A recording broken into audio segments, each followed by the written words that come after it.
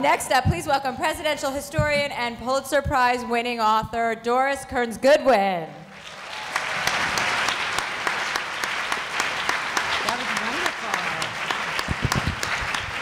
There could be no better transition for hearing about storytelling than my belief that history at its best is about telling stories. Stories about people who lived before, about events in the past that create the contours of the present.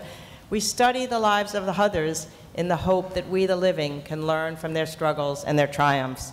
I have spent a lifetime telling stories of our presidents, waking up with them in the morning, thinking about them when I go to bed at night. Now, it may seem an odd profession to spend one's days and nights with dead presidents, but I wouldn't change it for anything in the world. For each time I embark on a new subject, I'm catapulted back into a different era, absorbed in the daily lives of a different set of characters, reading the diaries and the letters they wrote, following their personal lives, the people they loved and lost, the events that stoked their ambitions. My only fear is that in the afterlife, there'll be a panel of all the presidents that I've ever studied, and everyone will be given ample time to tell me every single thing I got wrong about them. And the first person to shout out will be Lyndon Johnson. How come that damn book on the Kennedys was twice as long as the book you wrote about me? But in some ways, it is a fair question, for indeed my fascination with the presidency truly began when I was a 24-year-old White House intern for LBJ. Now, it used to be a badge of honor to say you were a 24-year-old White House intern. Got a little more complicated in modern day. Truth is, I was a White House fellow, a fabulous program. We had a big dance at the White House the night I was selected. President Johnson did whisper that he wanted me to be assigned directly to him in the White House, but it was not to be that simple, for in the months leading up to my selection, like many young people, I'd been active in the anti-Vietnam War movement, had written an article against LBJ, which unfortunately came out in the New Republic 2 days after the dance in the White House, and the title of the article was How to Remove Lyndon Johnson from Power. But somehow he said, oh, bring her down here for a year, and if I can't win her over, no one can. So I did end up working for him in the White House and then accompanying him to his ranch to help him on his memoirs the last years of his life, when he was so sad and so vulnerable that he opened up to me in ways he never would have had I known him at the height of his power. And I'd like to believe that that privilege of spending so many hours with this aging lion of a man fired within me the drive to understand the inner person behind the public figure, to look empathetically at my subjects as I moved from LBJ to JFK, from JFK to FDR, from FDR to Abraham Lincoln, and now finally to Teddy Roosevelt and William Howard Taft. I'm often asked how I choose my subjects, and I think the answer is simple. The most important criterion is that I want to live with this character year after year after year. I could never write about Hitler or Stalin, as significant as those men were. I couldn't wake up with them in the morning. Nor could I write about Millard Fillmore or Franklin Pierce, when far more important presidents, far more dramatic eras, FDR, Lincoln, Theodore Roosevelt, are out there waiting to be captured. But there's a problem.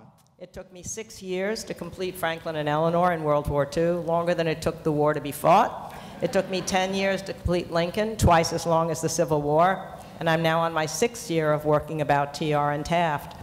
And each time I start on a new subject, I have to shift the books relating to the old guy to make room for the new guys, a shift that sometimes feels like an act of betrayal. I'd like to believe that the reason my books take so long is that all of them except good old LBJ have actually been multiple biographies. The price of choosing our most dramatic president is that hundreds, if not thousands, of other people have chosen the same president to write about for the same reason. They're the most dramatic, the most interesting. So the challenge is to find a fresh angle, a new way to tell the story that will not simply go over the same ground.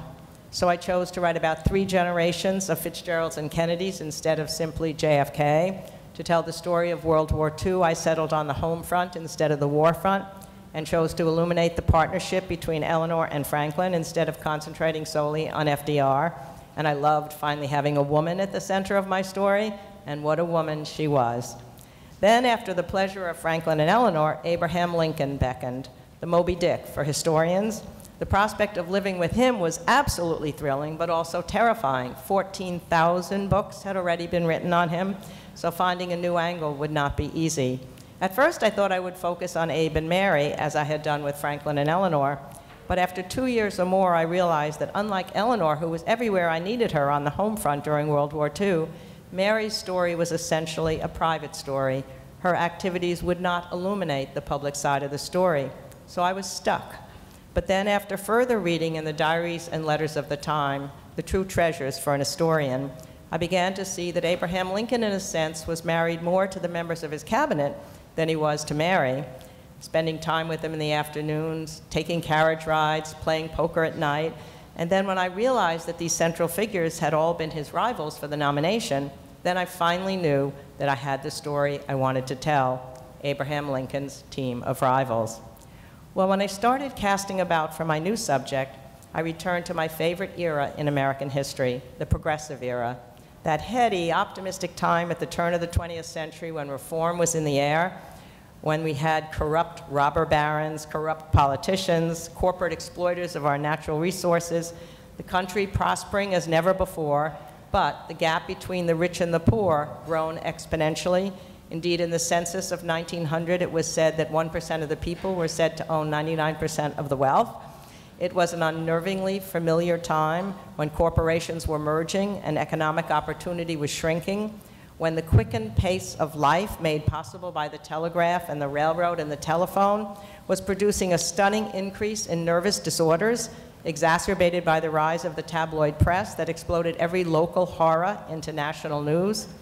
It was an era dominated by Theodore Roosevelt, a man whose colorful personality, physical vigor, and mental curiosity had fascinated me ever since I was a little girl taken to Sagamore Hill. So I knew from the start that I would love living with this interesting character. How could I resist a man who possessed an unusual ability to laugh at himself, to take criticism with grace, a trait that endeared him to his fiercest critics? When The Rough Riders, his memoir about his wartime experience in the Spanish-American War, was published, it was given a devastating review by the Chicago humorist Peter Dunn. In the voice of Mr. Dooley, the Irish bartender who regularly appeared in Mr. Dunn's columns, the review poked fun at Roosevelt for placing himself at the absolute center of every single action that took place in the war. It is the biography, Mr. Dunn clearly said, of a hero who knows one. Mr. Dooley said, if I was him, I would call the book Alone in Cuba. Well, 3 days after this satirical review was published, to the laughter of people all across the country, Theodore Roosevelt wrote to Mr. Dunn, I regret to state, he said, that my family and intimate friends are delighted with your review of my book. Now I think you owe me one, and I shall exact that when you next come east, you must pay me a visit. I have long wanted to make your acquaintance. And how to resist a man who found ways, endless ways, to relax and renew his spirits. Reading, of course, was a staple. In the midst of the worst days of the coal strike, which was then, when he was president, the most formidable deadlock in the annals of our history, he sent a letter to the Librarian of Congress requesting a good history of Poland and some early histories of the Mediterranean races.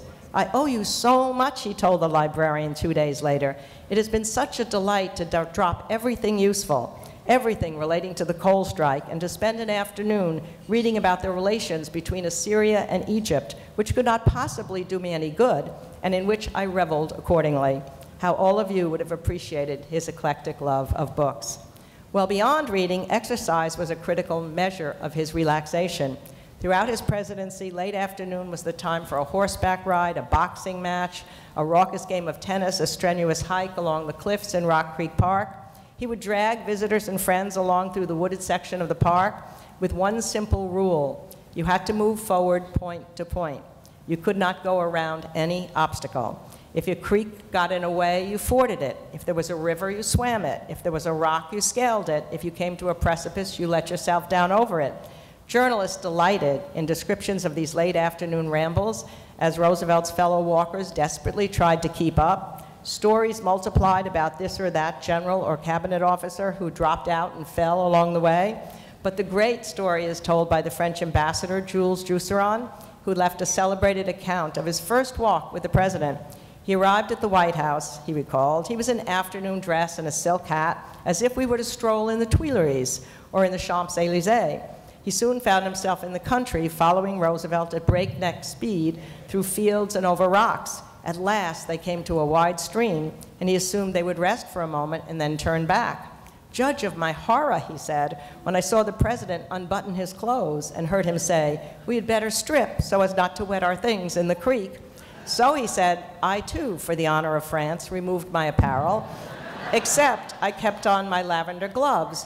When we got to the other side, Roosevelt said to me, why do you have those gloves on? He said, to be without gloves would be embarrassing if we should meet ladies on the other side.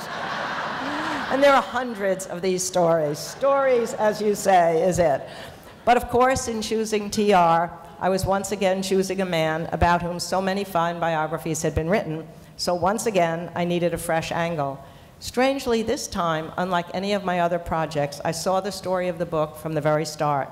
I knew after only a few months of research that I wanted to focus on Roosevelt's long and complex friendship with William Howard Taft, a friendship that strengthened both men for 2 decades, but finally ruptures in 1912 when they run against each other for the presidency. I've been able to trace their friendship, which began when they were in their 30s, through the more than 400 letters they exchanged, long, often intimate letters that have never been fully mined. And I found that Taft is a far more empathetic figure than I realized. We, of course, know that he was fat, ballooning to 340 pounds when he was unhappy in the presidency, but I hadn't realized that in between that, when he graduated from Yale, he was only 250. When he finally became Supreme Court Justice and was happy again, he was 250. So eating was his way of getting out of depression. I knew, of course, that he was governor of the Philippines and Secretary of War before becoming president, but I hadn't realized how extraordinarily successful and popular he had been at each of these posts. One loves him at first sight, Theodore Roosevelt once said of Taft. He has nothing to overcome when he meets people. I realize that I always have to overcome a little something, he said, before I get to the heart of people. I almost envy a man possessing Taft's personality. Roosevelt had handpicked Taft as his successor and was as nervous about his election as he was about his own, constantly giving him advice. Don't be seen playing golf, Mr. Taft. It's a dude's game, and the working men don't appreciate it. Don't be photographed on a horse. It's not good for you, and certainly not good for the horse. When he was finally elected, Theodore Roosevelt said he is as fine a man who ever sat in the president's chair. And Henry Adams, scion of 2 presidents and an acute student of American political life for nearly 7 decades, called William Howard Taft the best equipped man for the presidency who had been suggested by either party in his lifetime. A prominent New Yorker argued that Taft was the greatest all-around man ever to reach the White House. Many commentators agreed. In every subordinate post he had occupied, one congressman noted, he had achieved great success. But as it turned out, the man who had served brilliantly as the second fiddler could not fill the first fiddler's place.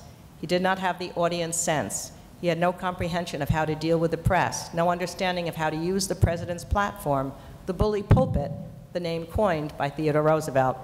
Once I determined that the biggest distinction between Taft and Roosevelt was not, as commonly thought, that Roosevelt was progressive while Taft was conservative, but rather that Taft had never understood how to position himself with the public as his predecessor had done, then I was drawn to another whole set of characters in my story, the muckraking press, the journalist who mobilized the public from the outside in to pressure the conservative Congress, whose complex partnership with Teddy Roosevelt assured his success. Lack of relationship with Taft determined his failure. And when I found that the most brilliant gathering of these investigative reporters were all in one magazine, McClure's magazine, I knew I had the story I wanted to tell, for they formed a great cast of characters. Ida Tarbell, considered the most famous woman of her age. Lincoln Steffens, the legendary writer whose autobiography is still taught in journalism classes. Ray Stannard Baker, praised as the greatest reporter of his era, and William Allen White, whose editorials in a Kansas newspaper were read all across the country. And their editor, Sam McClure, is a larger-than-life figure. His restless enthusiasm and manic energy infused the magazine's atmosphere with a touch of genius, even as he suffered from periodic nervous breakdowns. Together, these celebrated journalists produce wildly popular exposés of monopolies, political bosses, millionaire senators, fraudulent medicines, unsafe railroads, becoming the vanguard of the progressive movement. McClure's formula was to give his writers enough time and enough resources. He would put them on salary for years to produce long, heavily researched series. It was soon copied by rival magazines, producing what has been called the golden age of journalism.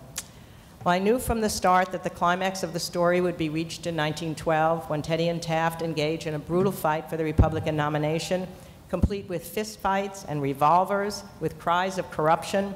a fight that divides their wives, Edith and Nellie, their children, their closest friends, a fight that tears apart Archie Butt, the handsome young military aide that I've sort of fallen in love with. You always have these characters you fall in love with. He served Teddy Roosevelt first and then stayed on with Taft, loved both men, so saddened by their rupture that he couldn't sleep at night. Taft told him, "You've got to take a vacation in the middle of 12 to get ready for the election." He goes to Europe in March. He comes back on the Titanic, devastating his death for both men. And I knew from the start that when Teddy loses the nomination, that he decides to form a third party, appropriately called the Bull Moose Party. But I didn't realize the full drama of that Bull Moose convention. The delegates truly believed they were witnessing an historic moment comparable to the creation of the Republican Party in the 1850s. The platform called on government to be an agency of human welfare, to shift the national income and the blessings of our civilization so that everyone could enjoy it instead of the few. Writing decades later, one of the delegates claimed the New Deal went little further. With the Republican Party split in two, of course, the Democrat Woodrow Wilson wins, bringing defeat to both Teddy and Taft, seriously diminishing the progressive wing of the Republican Party forever. While the double defeat forms the natural ending of the book, I somehow wanted to keep the story alive a little longer to end on a different note. So I was delighted to discover an incident for an epilogue that would bring the story full circle. Shared opposition to Woodrow Wilson during World War I eventually drew Taft and TR together. In May of 1918, a year before Teddy died, they happened to meet in the dining room of the Blackstone Hotel in Chicago. Taft approached Teddy with a smile. Teddy rose. They threw their arms around one another. All the guests in the dining room, aware that this was the first time they had come together since the bitter election, began to cheer. Sitting together, they talked warmly, and the press proclaimed in headlines the next day, "They have buried the hatchet." 18 months later, when Teddy, aged 60, suffered a coronary embolism and died in his sleep, Taft was at the funeral, seated with the family, and the last one to leave the grave. When Harding was elected president, Taft finally realized his lifelong dream and was made Chief Justice of the Supreme Court. But the memories of Roosevelt remain strong. "I want to say to you," he told Roosevelt's sister, Corinne, "how glad I am that Theodore and I came together after that long, painful interval. Had he died in a hostile state of mind toward me, I would have mourned the fact all my life. I loved him, and I will always cherish his memory." Well, in similar fashion, I couldn't bear ending with Lincoln's death at Ford's Theater, and was thrilled to find an interview that the great Russian writer Leo Tolstoy had given to a New York newspaper at the turn of the 20th century about Lincoln's place in history. All his life, Lincoln had been powered by the dream to accomplish something worthy so that his memory would live on. But even Lincoln, when signing the Emancipation Proclamation or witnessing the victorious ending of the war, could never have imagined how far his memory would reach. Well, the reach of that memory became abundantly clear in the interview that Tolstoy gave. He told of having gone to a very remote area recently of the Caucasus, where there were a group of wild barbarians who had never left this part of Russia. They were so excited to have Tolstoy in their midst, they asked him to tell stories of the great men of history. So he said, "I told them about Napoleon and Alexander the Great and Frederick the Great and Julius Caesar. But before I finished, the chief of the barbarians stood up and said, 'But wait, you haven't told us about the greatest ruler of them all. We want to hear about that man who spoke with the voice of thunder, who laughed like the sunrise, who came from that place called America that is so far from here that if a young man should travel there, he would be an old man when he arrived. Tell us of that man. Tell us of Abraham Lincoln.'" Tolstoy was stunned to know that Lincoln's name had reached this remote corner, so he told them everything he knew about Lincoln. And then they said to him, "What made him so great after all?" And he said, "Well, he wasn't such a great general, perhaps not as great as Napoleon, not as great a statesman as Frederick the Great, but his greatness consisted in the integrity of his character and the moral fiber of his being." So that dream to be remembered, which had powered Lincoln all his life, had indeed been realized. The dream that had carried him through his dismal childhood, his laborious efforts to educate himself, his string of political failures, and the darkest days of the war, his story would be told.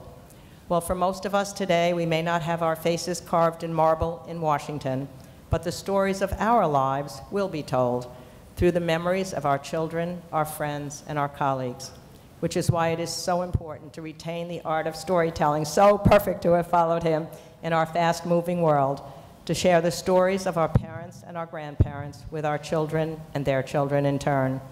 And as many of you know, I always come back in the end to where my own love of storytelling truly began, my own love of history, to to the days when my father taught me that mysterious art of keeping score when I was only 6 years old so I could record for him the history of that afternoon's Brooklyn Dodger game. And when you're only 6 and your father comes home every night, and I now realize that I, in excruciating detail, recounted every single play of every inning of the game that had just taken place that afternoon, but he made me feel I was telling him a fabulous story, it makes you think there's something magic about history to keep your father's attention. In fact, I'm convinced I learned the narrative art from those nightly sessions with my father, because at first I'd be so excited I would blurt out, "The Dodgers won," or "The Dodgers lost," which took much of the drama of this 2-hour telling away. So I finally learned you had to tell a story from beginning to middle to end. Much later read an essay by my heroine, Barbara Tuchman, who said even if you're writing about a war as a narrative historian, you have to imagine you do not know how that war ended, so you can carry a reader with you every step along the way from beginning to middle to end. So in some ways I just learned this instinctively as a kid, keeping my father's attention. He made it even more special for me when I was only 6 years old, because he never told me then that all of this was actually described in great detail in the sports pages of the newspapers the next day. So I thought without me he wouldn't even know what happened to the Brooklyn Dodgers. Although my father died when I was still in my 20s, before I got married and had my 3 sons, I have passed his memory, as well as his love of baseball, onto my boys. Though when the Dodgers abandoned us and went to Los Angeles, I couldn't even follow baseball for a while until I moved to Boston, went to Fenway Park, became an equally irrational Red Sox fan. We have had season tickets now for over 35 years, and I must say, as I always do, that I can sit with my sons at the park and close my eyes sometimes and imagine myself a young girl once more in the presence of my father, watching the players of my youth on the grassy fields below, Jackie Robinson, Pee Wee Reese, Duke Snyder, Gil Hodges. I must say there is magic in these moments. When I open my eyes and I see my sons in the place where my father once sat, I feel an invisible loyalty and love linking my sons to the grandfather whose face they never had a chance to see, but whose heart and soul they have come to know through the countless stories I have told, which is why in the end I shall always be grateful for this curious love of history, allowing me to spend a lifetime looking back into the past, allowing me to believe that the private people we have loved and lost in our families and the public figures we have respected in history really can live on, so long as we pledge to tell and to retell the stories of their lives. Thank you for letting me share with you these stories today.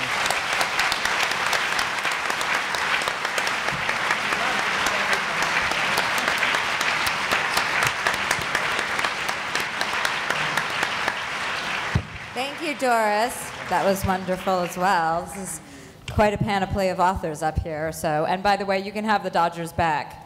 I live in LA, and they're a huge disappointment.